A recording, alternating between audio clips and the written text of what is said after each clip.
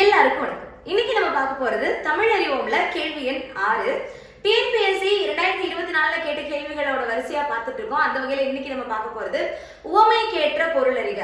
இதுல என்ன பண்ணிருவாங்கன்னா, ஒரு உவமை அப்படின்றத சொல்லிடுவாங்க. அதை நீங்க சொல்லி பார்த்தாலே இந்த ஆப்ஷன் 4ஓட எதுலயாவது மேட்ச் ஆகும். அதை வச்சு நீங்க ஈஸியா ஃபைண்ட் பண்ணிடலாம். ஃபார் எக்ஸாம்பிள், இப்ப கடலில் கரைத்த பெருங்காயம் போல அப்படின்னு கொடுக்குறாங்கன்னா, ஒரு பெரிய கடல்ல இத்தனைக்கான பெருங்காயத்தை போட்டா என்னது, வேஸ்ட் தானே.